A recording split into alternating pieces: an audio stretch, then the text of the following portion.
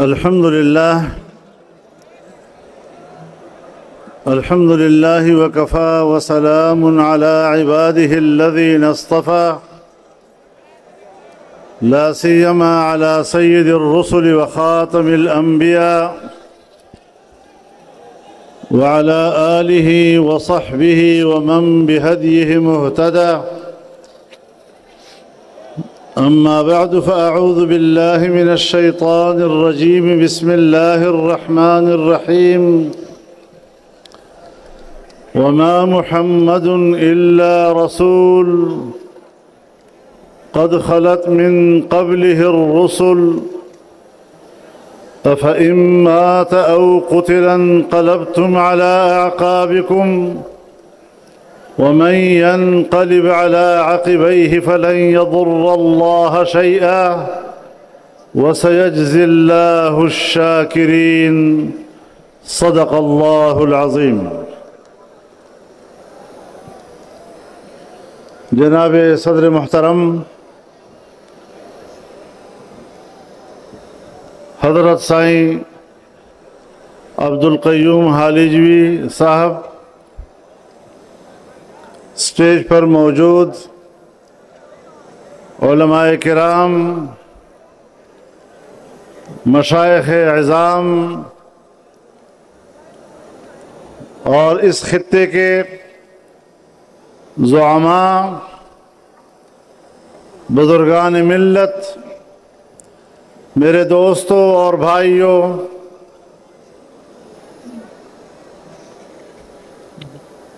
میں صرف شکریہ ہی ادا نہیں کر رہا بلکہ اس عظیم الشان تاریخی اجتماع کو دیکھ کر میں آپ پر فخر کرتا ہوں. جب بھی ہم نے آپ کو آواز دی ہے آپ نے اس پر لبیک کہا ہے، اور آپ کی اس جذبے کا جواب ہمارے پاس اس کے لیے الفاظ موجود نہیں ہیں. اللہ تعالی آپ کے اس خلوص کو، آپ کے اس ولولے کو، آپ کے اس جذبے کو قبول فرمائے، اور انشاءاللہ حالات کے تیور بتا رہے ہیں کہ اس ملک کا مستقبل آپ کا منتظر ہے، اور انشاءاللہ اب اس ملک کے قیام کا اصل مقصد پورا کرنے کے لیے جمعیت علماء اسلام کے کارکن میدان میں پرعزم ہیں. میرے محترم دوستو، ہمارے بھائی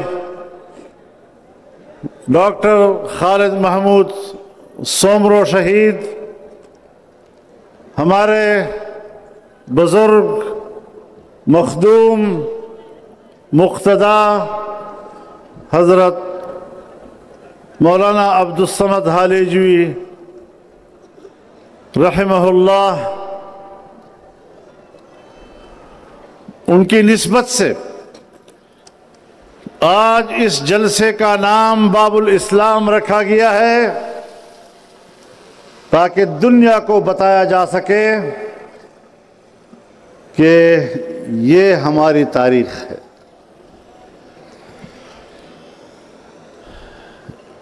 ان اکابر کو خراج عقیدت پیش کرنے کے لیے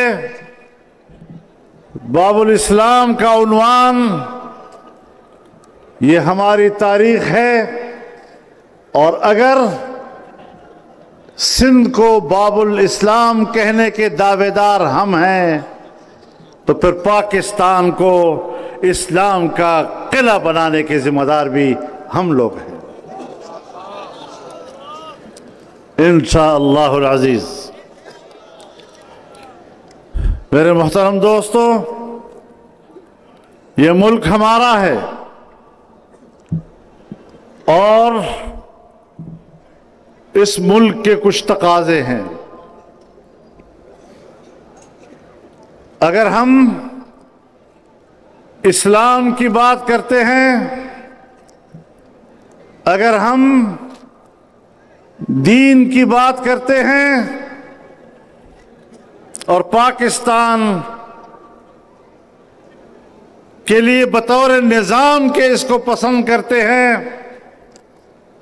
تو اس کا معنی یہ ہے کہ اسلام امن و آشتی کا پیغام دیتا ہے، اسلام انسانی حقوق کے تحفظ کی ضمانت فراہم کرتا ہے، اسلام انسانوں کے جان، ان کے مال اور عزت و آبرو اور اس سے متعلق تمام حقوق کا تحفظ کرتا ہے، اسلام ایک بہتر معیشت کی نوید سناتا ہے، اسلام خوشحالی اور سلامتی کا پیغام ہے، لیکن ہمیں بھی گریبان میں جھانکنا چاہیے اور 77 سال سے جو قوتیں پاکستان پر مسلط ہیں ان کو بھی گریبان میں جھانکنا چاہیے کہ جس وطن عزیز کی بنیاد ہم نے لا الہ الا اللہ سے رکھی تھی، کیا ہم نے لا الہ الا اللہ سے وفا کی ہے؟ وفات دور کی بات، سوچو ذرا، کیا ان حکمرانوں نے لا الہ الا اللہ سے دغا نہیں کی ہے؟ ہم نے اپنے طرز حکمرانی سے اور اپنے فتنہ انگیز ذہنیت سے اللہ کے عذاب کو دعوت دی ہے، ہم خدا کے رحمت کے مستحق نہیں ہو پا رہے۔ کچھ سوچنا پڑے گا۔ میں جرنیلوں سے بھی کہنا چاہتا ہوں کہ وردی پہن کر اور سونے کے بلے لگا کر اگر آپ یہ سمجھتے ہیں کہ آپ پاکستان کو خوبصورت وطن بنا سکیں گے، میں پاکستان کی اسٹیبلشمنٹ کو بھی کہنا چاہتا ہوں، میں پاکستان کی اس متکبر بیوروکریسی کو بھی کہنا چاہتا ہوں، میں پاکستان کے اس مفاد پرست طبقے اور ان سیاستدانوں کو بھی کہنا چاہتا ہوں کہ اب آپ کے بس میں پاکستان کی خوشحالی نہیں ہے، اب تم راستے سے ہٹ جاؤ، ہم انشاءاللہ پاکستان کو اللہ کے فضل و کرم سے ایک خوشحال اور مستحکم سرزمین بنا کر دینا چاہتے ہیں۔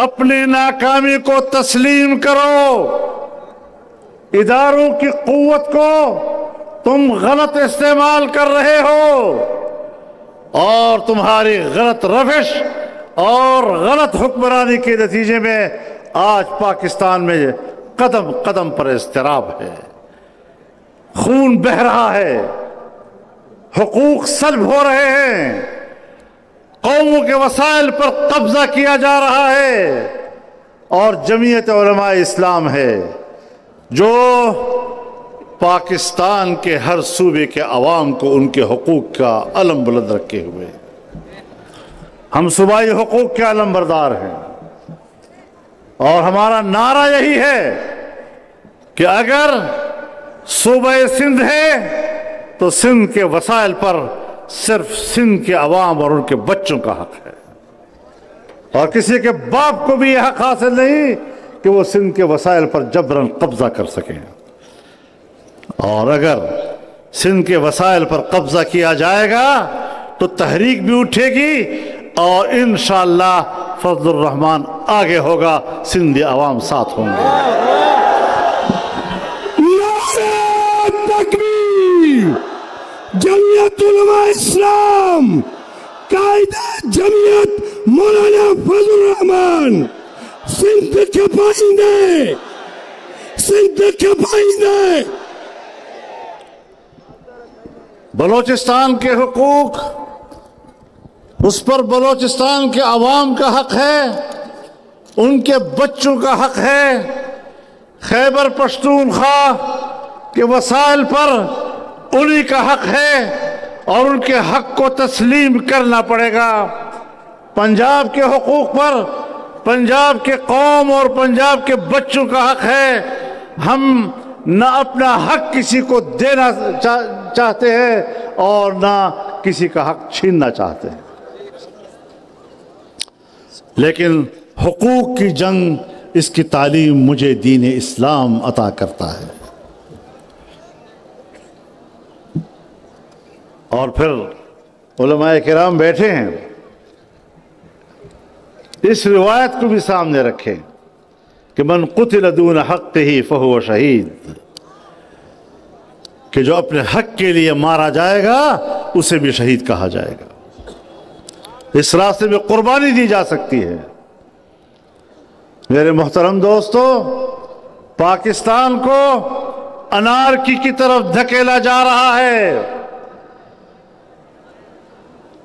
لوگ آئین کا بھی احترام کرتے ہیں، قانون کا بھی احترام کرتے ہیں، اور آئین و قانون کا احترام اور اس کی پیروی یہ تمام دنیا کی انسانی اقوام کا متفقہ موقف ہے، کوئی اس سے روگردانی نہیں کر رہا۔ لیکن اگر میرے ملک میں قانون نہیں ہے اور قانون ہے تو اس پر عمل درآمد حکمرانوں کی طرف سے نہیں۔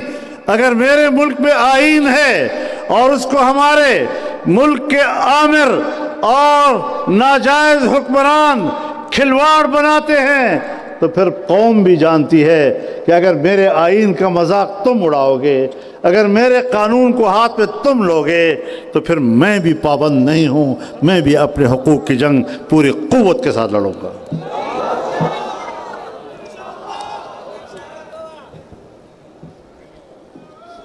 ہم اس ملک میں غلامی کی زندگی گزارنے کے لیے نہیں بیٹھے۔ آزادی کی بات تو ہر ایک آدمی کر سکتا ہے، لیکن جب میں آزادی کی بات کرتا ہوں تو میری 300 سالہ تاریخ، میری پشت پر 300 سالہ تاریخ، وہ میرے اس دعوے کی تصدیق بھی کرتا ہے۔ آزادی کا سبق سیکھنا ہے تو آؤ ہم سے سیکھو۔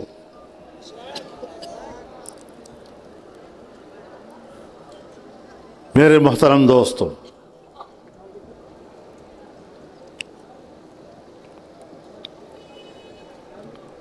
یہ اسمبلیاں بنائی جاتی ہیں، یہ عوام کی منتخب اسمبلیاں نہیں ہوتی، اور ہر اسمبلی کے حوالے سے ان کا ایک ایجنڈا ہوتا ہے کہ ہم نے ایک ایسی اسمبلی بنانی ہے کہ جس سے ہم یہ قانون سازی کرائیں گے، یہ ترمیم کرائیں گے، یہ تبدیلیاں کرائیں گے۔ چنانچہ آج کی اس پارلیمنٹ سے حکمرانوں نے اور ان کی پشت پر کھڑے طاقتور قوتوں نے اس آئین کا حلیہ بگاڑنے کا سوچا، اور میرے دوستو یہ آج سے نہیں ہے،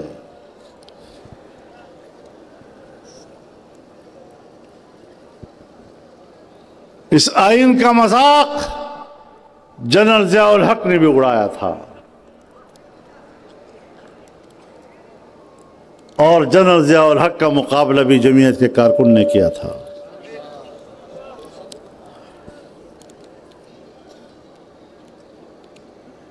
اس آئین کا مذاق جنرل مشرف نے بھی اڑایا تھا، اور پھر 18ویں ترمیم کے ذریعے سے اس کی تلافی کی گئی۔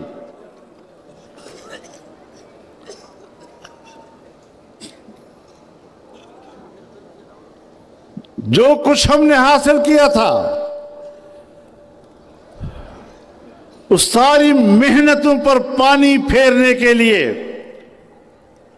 ایوان میں 26ویں ترمیم لائی گئی.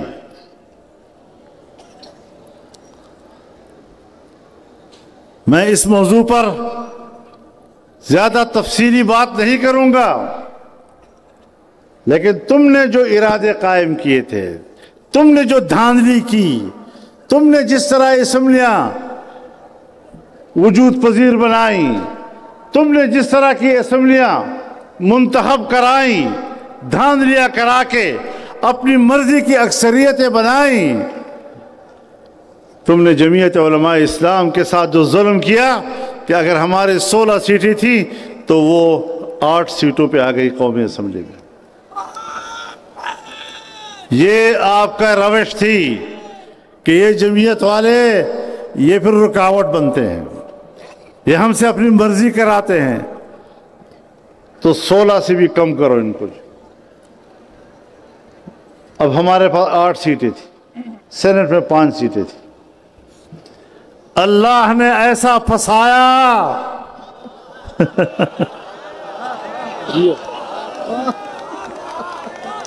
اللہ نے ایسا پھنسایا ان کو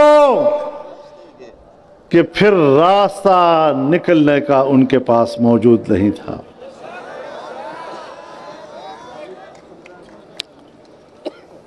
جب ترمیم کی بات ہوئی تو مجھے کہنے لگے آج ہی آج پاس کرنی ہے. میں نے کہا پاس تو ہوتا ہے جب کوئی مسودہ تو ہوگا، پہلے مسودہ تو بناؤ، پھر ہم مسودہ دیکھیں گے کہ اس میں تم نے کیا گل کھلائے ہیں. تیسرے دن رات کے کہیں 2-2:30 بجے ہمیں مسودہ ملا ایک کالے لفافے میں.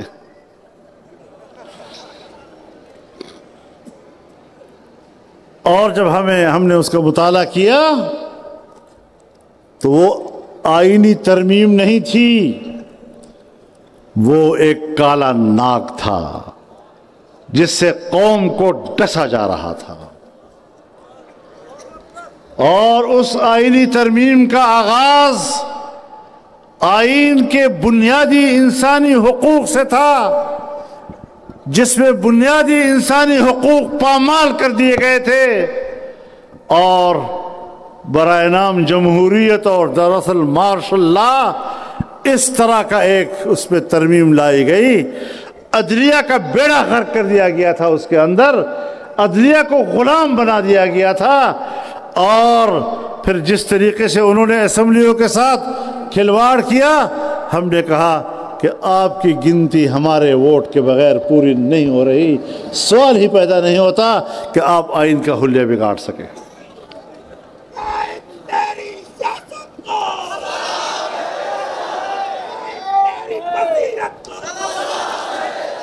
میرے محترم دوستو، جو مسودہ 56 شقوں پر مشتمل تھا، 56 شقوں پہ، ہم نے ان کو پسپا کرتے کرتے کرتے ان کا مسودہ ہم 22 شقوں پر لے آئے.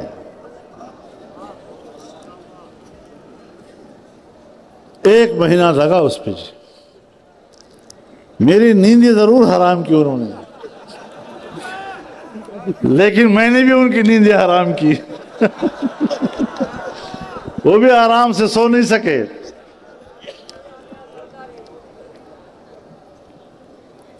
اور پھر ایک قابل قبول مسودہ بنا. پھر ہم نے اس میں اپنی شقیں اضافہ کی. جب 5 شقیں ہم نے اضافہ کی تو 22 سے 27 شقیں ہو گئے، جس میں ہم نے سود کے خاتمے کا شق اس پہ ڈالا، جس میں ہم نے وفاقی شرعی عدالت کو طاقتور اور با اختیار بنایا اور اس کے فیصلے کو نافذ العمل قرار دلوایا. ہم نے اس میں عدلیہ کا تحفظ کرایا اور اسلامی نظریاتی کونسل کی سفارشات اس پر اسمبلی کو بحث میں لانے کو دستوری ہے تحفظ فراہم کیا۔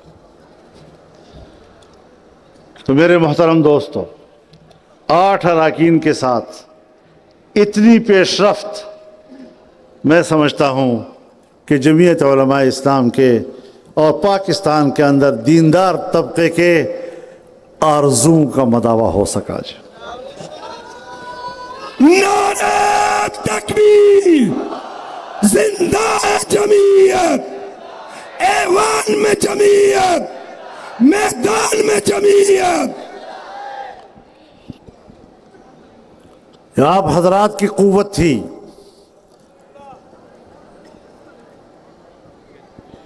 اور سیاست میں قوت لازم ہوتی ہے، قوت کے بغیر کچھ نہیں ملتا۔ پھر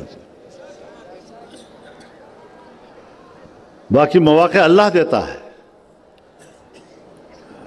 محنت کے مواقع بھی دیتا ہے اور نتیجے کے مواقع بھی وہ خود دیتا ہے۔ لیکن میرے محترم دوستو، میں جو کچھ آج دیکھ رہا ہوں، جو کچھ اسلام آباد میں ہوا گزشتہ روز، مجھے کسی پارٹی کے فیصلے سے کوئی غرض نہیں۔ وہ اپنے فیصلے کے خود ذمہ دار ہیں، صحیح فیصلہ کرتے ہیں، غلط فیصلہ کرتے ہیں۔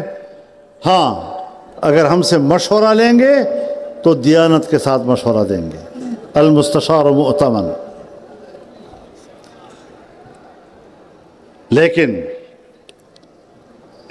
جب پورے ایک صوبے سے قافلے آ رہے ہیں، اس وقت تو آپ ان کے لیے راستے چھوڑ رہے ہیں، پیچھے ہٹ رہے ہیں، پھر احسان جتلاتے ہیں کہ ہم گولی نہیں چلانا چاہتے تھے۔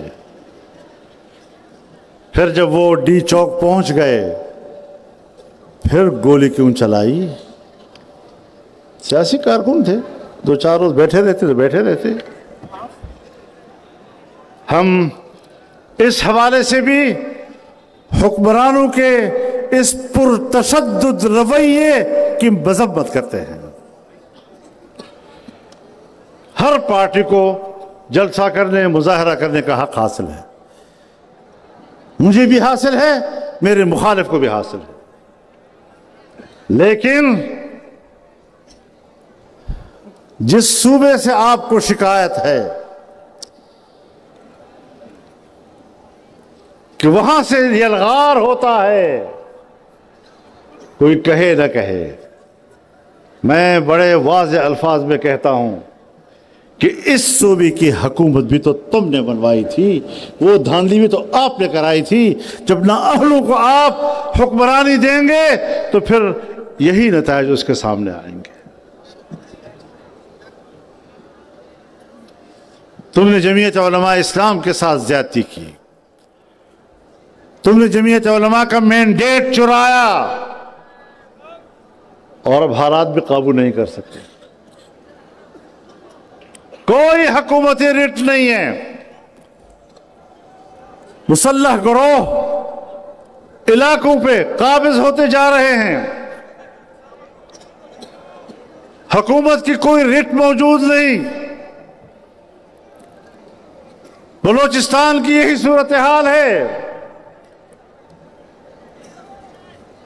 کہ وہاں پر امن و امان کی صورتحال وہ وہاں کے حکمرانوں کے بس کی بات نہیں رہی۔ ہمارے امن قائم کرنے والے ادارے وہ کس چیز کی تنخواہیں لے رہے ہیں؟ سیاسی لوگوں کے کارکن شہید ہوتے ہیں، وہ بھی جنازے اٹھاتے ہیں، وہ بھی کہتے ہیں ہمارے کارکن شہید ہو گئے، اصول کے لیے شہید ہو گئے، نظریے کے لیے شہید ہو گئے۔ آپ کی بھی 2-4 شہداء آ جاتے ہیں، آپ بھی کندھوں پر اپنے شہداء اٹھائے پھرتے ہیں، آپ بھی کہتے ہیں ہمارے جوان شہید ہو گئے، بتاؤ عام لوگوں میں اور آپ کے فرائض میں کچھ فرق بھی ہے یا نہیں ہے؟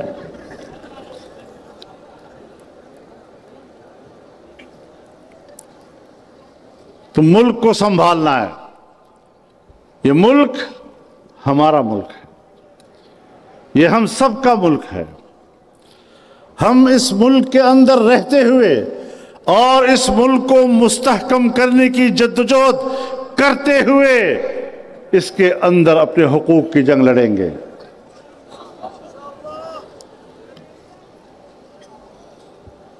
تو پاکستان زندہ باد، پاکستان رہے گا انشاءاللہ۔ نعرہ تکبیر، ہم لے کے رہیں گے، ہے حق ہمارا پاکستان۔ میرے محترم دوستو، ختم نبوت کا مسئلہ آیا 50 سال کے بعد، ایک لمبے عرصے سے یہ کوشش ہو رہی تھی کہ قادیانیوں کو دوبارہ مسلمان تسلیم کیا جائے، لیکن اللہ اپنے دین کی حفاظت کرتا ہے۔ ایسا جھٹکا لگا کہ پھر مجھے نوٹس دیا گیا کہ تم بھی عدالت میں آ جاؤ۔ میں نے کہا میں 72 سالوں میں کبھی جج کے سامنے پیش نہیں ہوا، پہلی مرتبہ آپ مجھے جج کے سامنے کیوں پیش کر رہے ہیں؟ لیکن چونکہ مسئلہ ختم نبوت کا تھا، میں اس کو سعادت سمجھتا ہوں۔ اگر 50 سال پہلے ہمارے بزرگوں نے قومی اسمبلی کے اندر آئینی ترمیم کے ذریعے اس فتنے کو غیر مسلم قرار دیا تھا، تو آج ہم نے اس عدالت میں جا کر یہ کردار ادا کیا کہ ان کا کافر ہونا اور غیر مسلم ہونا برقرار رہے گا۔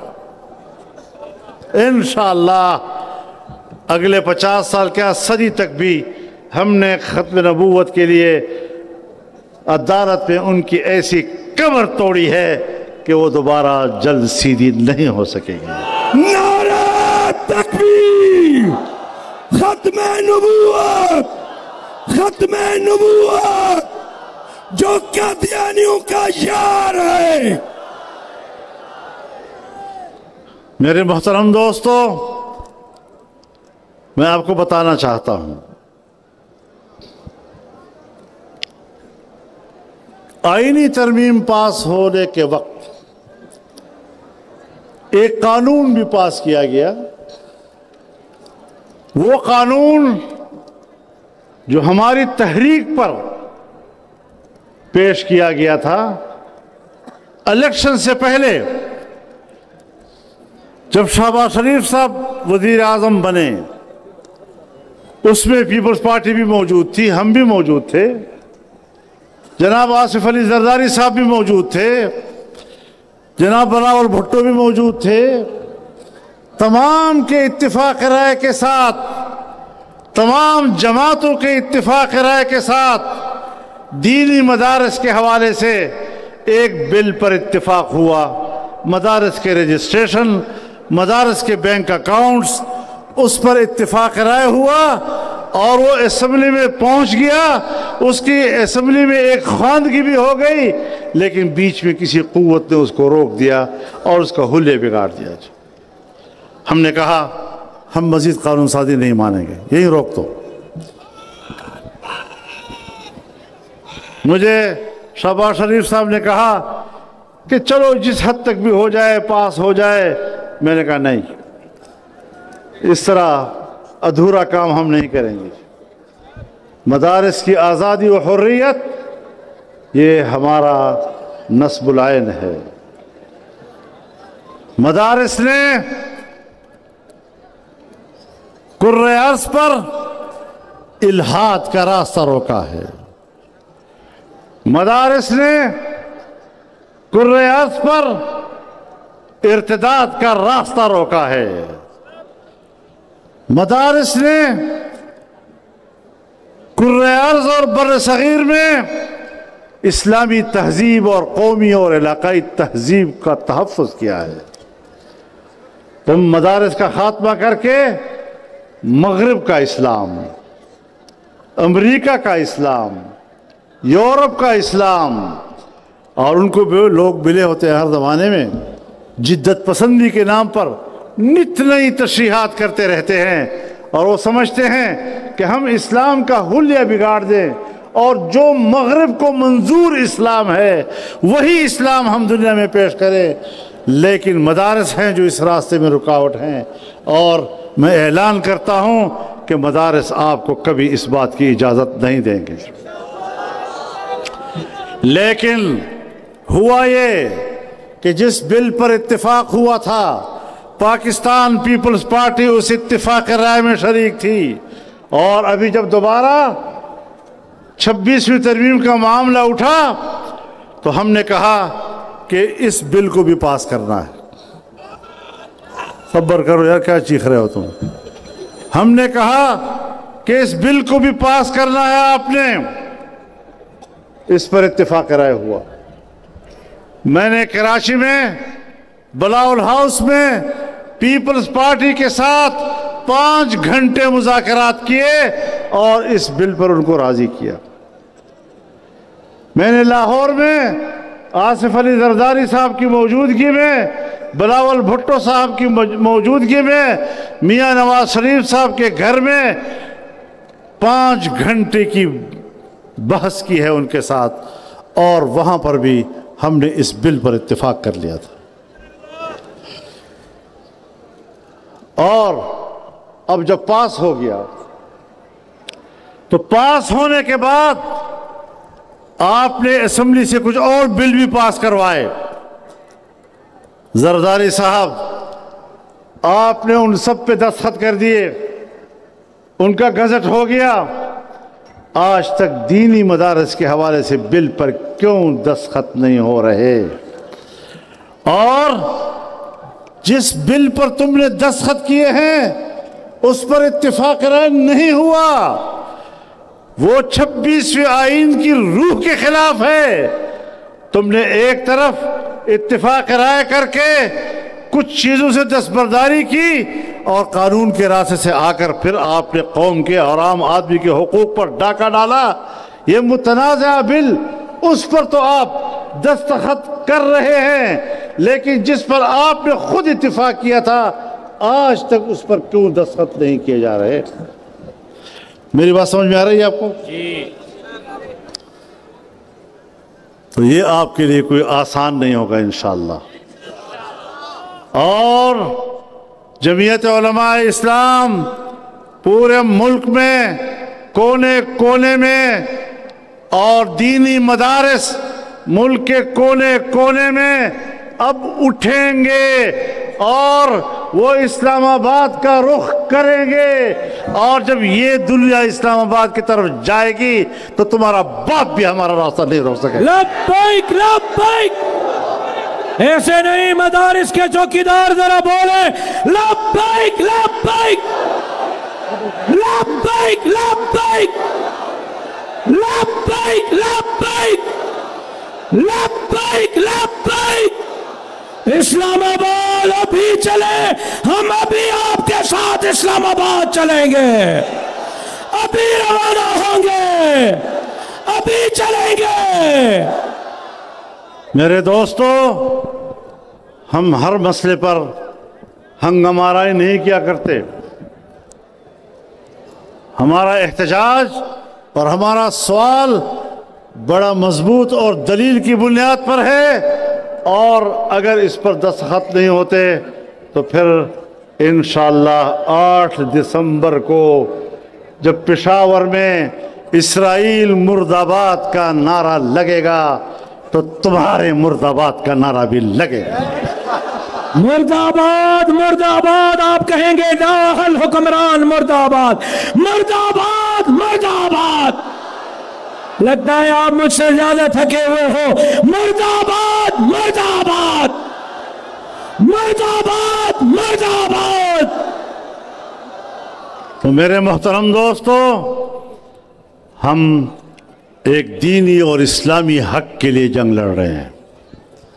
میرا مدرسہ دین اسلام کا محافظ ادارہ ہے، قرآن کے علوم کا محافظ۔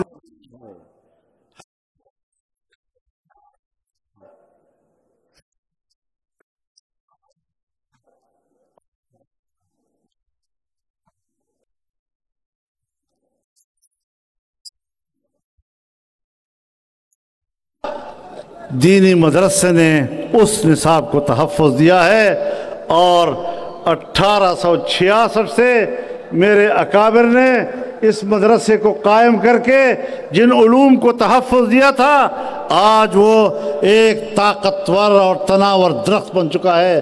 تمہارا باپ بھی اس درخت کو اب نہیں کاٹ سکے گا، اور ہم لڑیں گے اس کے لیے۔